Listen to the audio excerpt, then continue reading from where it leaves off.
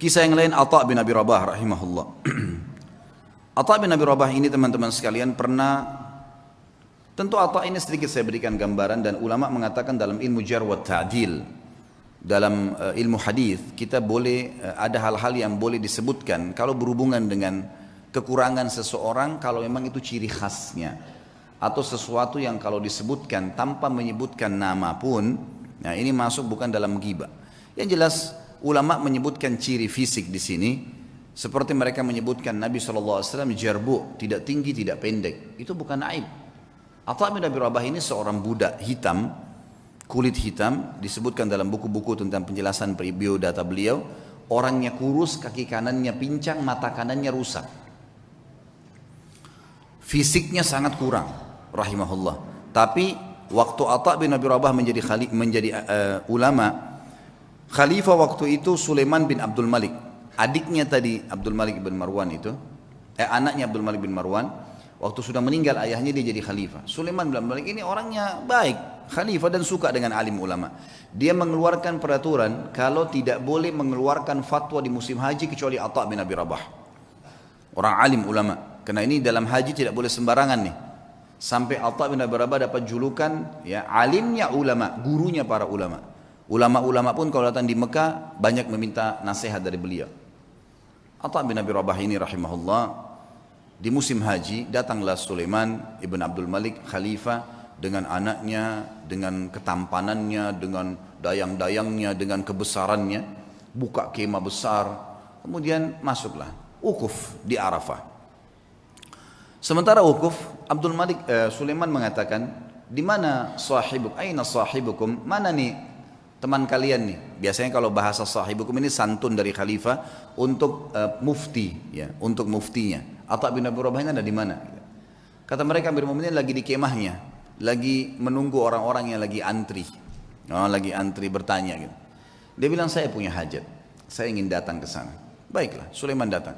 Sulaiman ini dia menunjuk si, ya, Atha bin Abi Rabah jadi mufti, dia yang memberikan gaji, gitu kan, pemimpinnya lah. Dan waktu itu khalifah, dan perlu diketahui Sulaiman bin Abdul Malik di zamannya ini khilafah Umayyah jadi luas sekali, luar biasa gitu kan. Kuasanya sangat luas karena ayahnya juga punya kekuatan militer yang besar. Ringkas cerita, dia pun datang dan dia seorang saleh. Begitu dia masuk ke kemahnya Atha bin Abi Rabah, disambut oleh Atha bin Abi Rabah, pelukan, ngobrol, saling menyebutkan kata-kata yang santun satu sama lain sebagaimana adab seorang muslim. Setelah itu Atha bin Rabah bertanya, wahai Amir Mukminin, kenapa anda datang ke sini? Kata dia, saya punya hajat, ada pertanyaan yang saya mau tanya.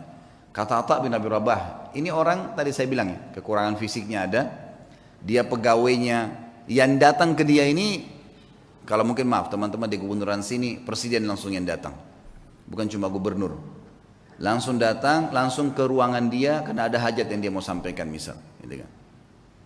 Datanglah teman-teman sekalian, lalu dia mengatakan, atau mengatakan, hajat anda pribadi, pertanyaan pribadi, atau hajat umat Islam?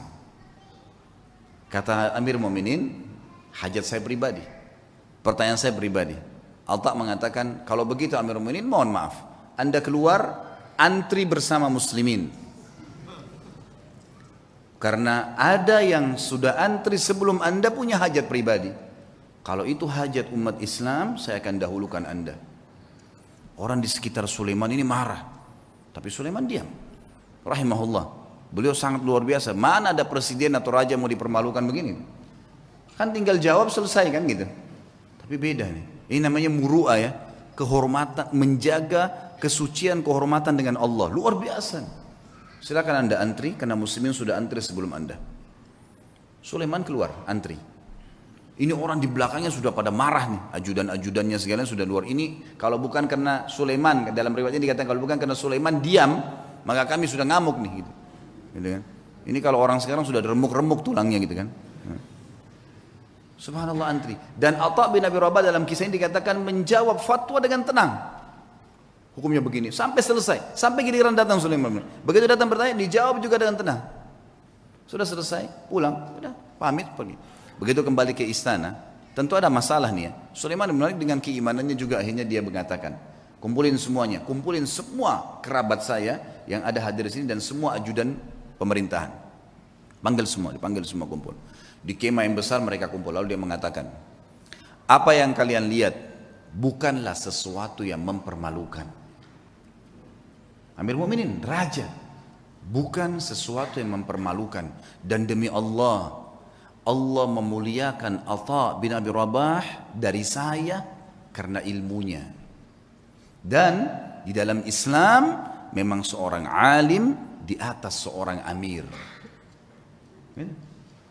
Dan memang saya punya hajat pribadi, maka jangan pernah ada yang merasa marah dengan Atha bin Abi Rabah, karena saya sendiri tidak marah dengan dia. Dan wahai anak-anakku dan para ajudanku, belajarlah agama, karena ilmu agama akan mengalahkan singasana para khalifah.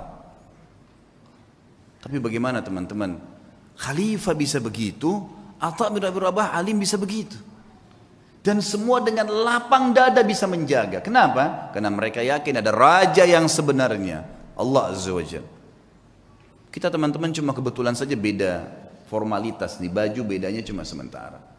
Ini jabatannya, oh ini si fulan, ini mobilnya bedanya begini. Itu cuma hiasan, kemasan.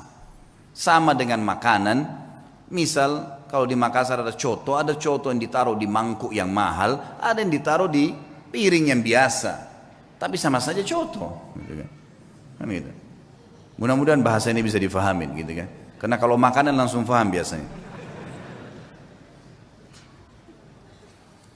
Satu waktu, kisah yang lain, Atha bin Abi Rabah mendatangi. Jadi Sulaiman meninggal dunia. Khalifah tadi meninggal dunia, sudah lewat waktunya dia meninggal dunia. Datang adiknya bernama Hisham.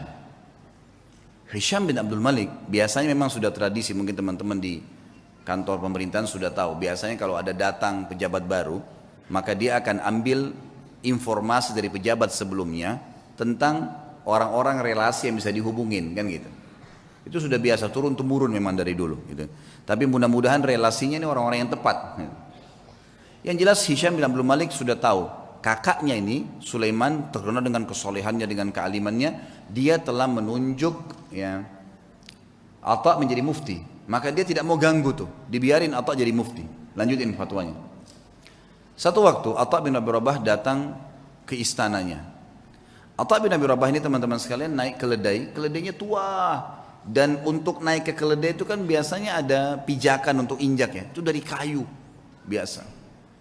Bajunya biasa, imamahnya juga sudah tua, besar gitu. Dia lagi jalan dari Mekah menuju ke Damaskus, ibu kota Syria. Perjalanan lumayan 1 bulan. Subhanallah, begitu mau sudah kelihatan istananya Khalifah Hisham bin Abdul Malik, ada satu ulama lain namanya Atha juga Al-Khurasani dari Persia.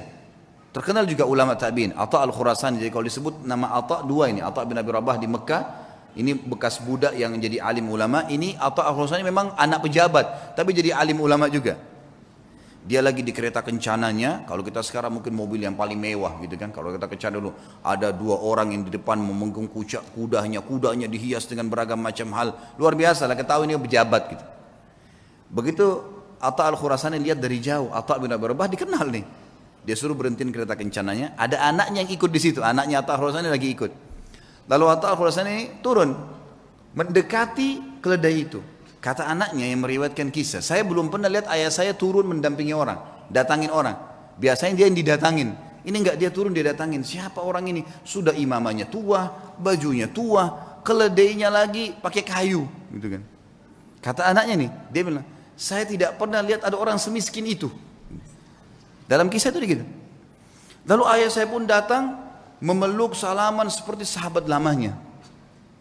Lalu mereka ngobrol, saya tidak tahu apa yang diobrolin. Lalu kemudian ayah saya kembali ke kereta kencana lalu mengatakan kepada saya, wahai anakku, saya akan masuk bersamanya ke Amir Mukminin. Kata anaknya, ayah, siapa orang ini?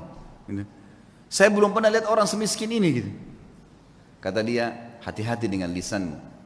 Ini adalah Atha bin Abi Rabah. Kata anaknya, Atha bin Abi Rabah, alim ulama. Kata ayahnya, iya. Makanya hati-hati. Jangan ngomong sembarang. Walaupun bukan Atha bin Abi Rabah, kau tidak pantas mengucapkan kalimat itu. Anaknya mengatakan, saya pun beristighfar kepada Allah. Lalu saya melihat ayah saya jalan kaki bersama dengan Atha bin Abi Rabah. Masuk. Ringkas cerita, masuklah mereka ke istana lalu mereka keluar. Kata anaknya, ayah, kata anak Atha al-Khurasani, anaknya bilang, ayah, ceritain apa yang tadi terjadi di dalam. Kata Atha al-Khurasani, demi Allah, kalau bukan Atha bin Abi Rabah, saya tidak diizinkan masuk. Atha bin Abi Rabah jalan pincang, kakinya hitam, tubuhnya hitam, bajunya biasa, matanya satu rusak. Jalan. Dia bilang begitu kami masuk, ini Atha al-Khurasani dengan baju jubahnya yang mewah dan seterusnya. Jalan. Dia bilang begitu demi Allah kami masuk pintu gerbang istana. Hisham bin Abdul Malik berdiri dari singgasananya. Raja berdiri. Kemudian mendekati Atha bin Abi Rabah. Dan orang-orang tidak tahu nih Atha bin Rabah siapa. Pejabat-pejabat ini banyak yang tidak tahu. Karena cuma dengar namanya. Lalu julukannya Atha bin Abi Rabah ini adalah Abu Muhammad. Anaknya Muhammad. Hisham mengatakan, hahuna Aba Muhammad. Kesini ayahnya Muhammad. Atha bin Abi Rabah setiap mau mampir ke sebuah kursi dia bilang, la hahuna Aba Muhammad. Dirangkul terus tangannya, kata Atha al-Khurasani. Begitu sudah dekat dengan singgasananya, lalu kemudian saya dipersilakan duduk. Atha al-Khurasani dipersilakan duduk.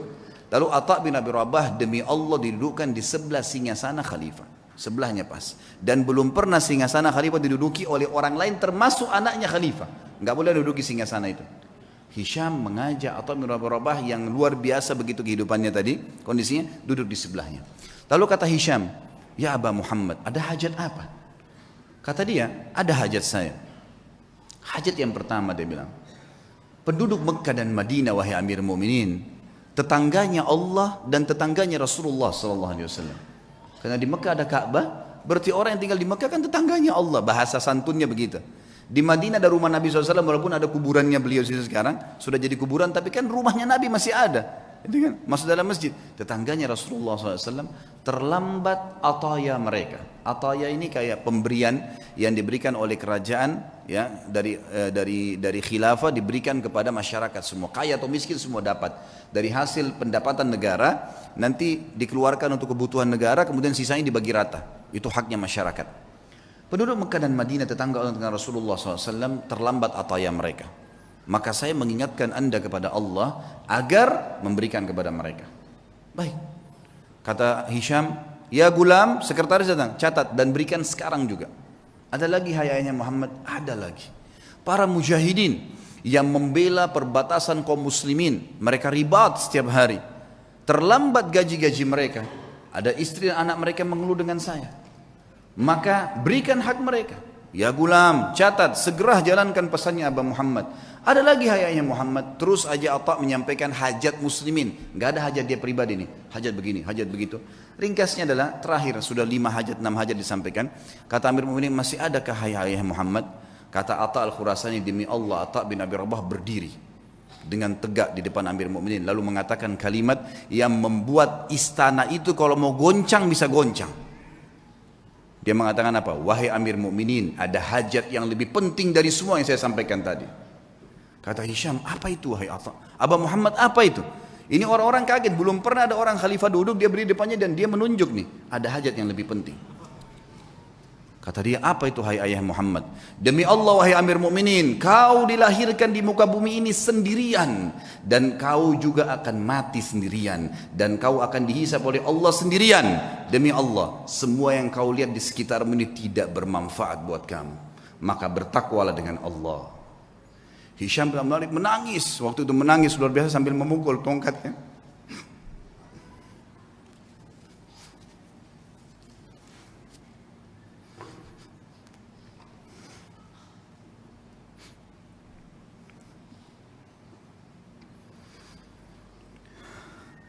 Nah, Hisham bin Malik akhirnya memukul tongkatnya sambil menangis, teman-teman sekalian.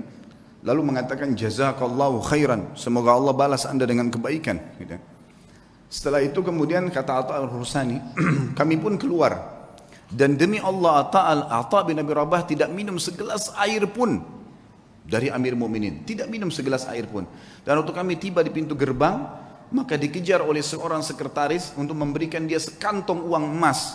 Maka Atha mengatakan demi Allah saya datang bukan untuk ini. Kemudian ditinggalkan. Lalu kemudian Atha bin Abi Rabah pulang teman-teman sekalian hanya untuk menasihati khalifah untuk hajat muslimin dan tidak ada hajat dia sama sekali.